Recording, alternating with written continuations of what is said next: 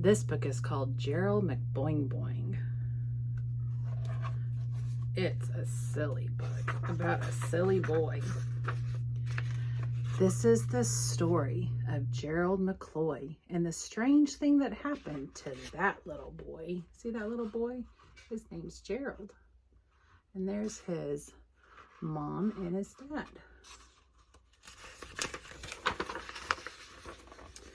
They say it all started when Gerald was 2. That's the age kids start talking. At least most of them do. Well, when he started talking, you know what he said? He didn't talk words. He went boing boing instead. What's that? Cried his father, his face turning gray. That's a very odd thing for a young boy to say.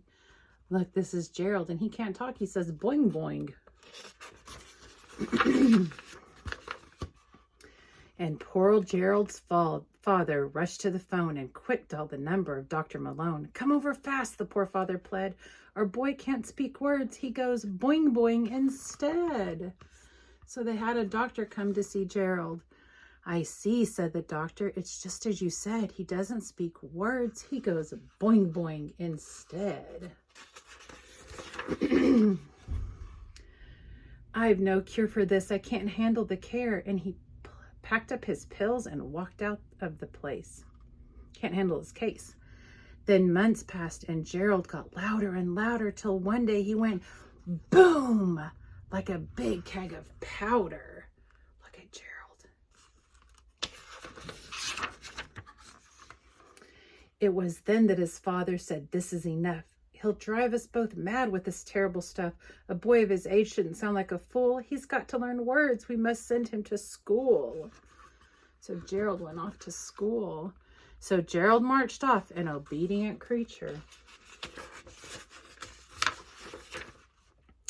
But he soon was back home with a note from the teacher, from Public School 7 to Mrs. McCloy.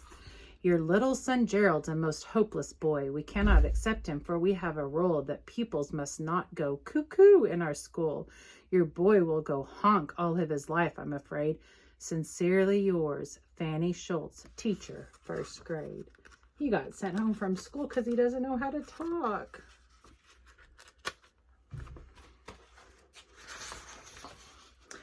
And as little Gerald grew older, he found when a fellow goes bam, no one wants him around.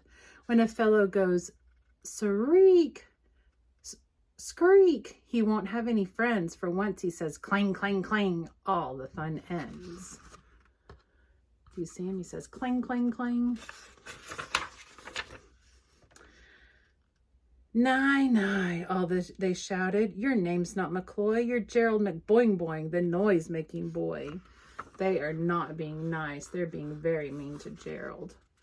Poor Gerald decided that he had no place at home, in the school, in the whole human race. He is so sad. And so he concluded that drear and forlorn, he would just disappear in the thick of a storm. But as he was boarding a slow-moving freight, a voice from the darkness called out, Stop, boy, wait. He was about to get on the train. Aren't you Gerald McBoing Boing, the lad who makes squeaks? My boy, I have searched for you many long weeks. I can make you the most famous lad in the nation, for I own the Bong Bong Bong radio station. I need a smart fellow to make all the sounds, who can bark like a dog and bay like the hounds. Look at all those dogs.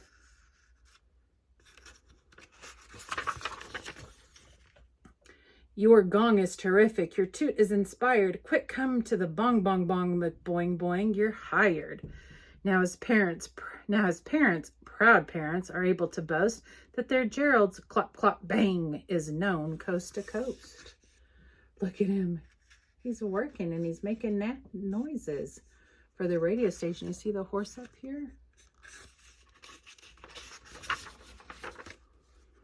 Now Gerald is rich. He has friends. He's well fed. Because he doesn't speak words, he goes boing boing instead. The end.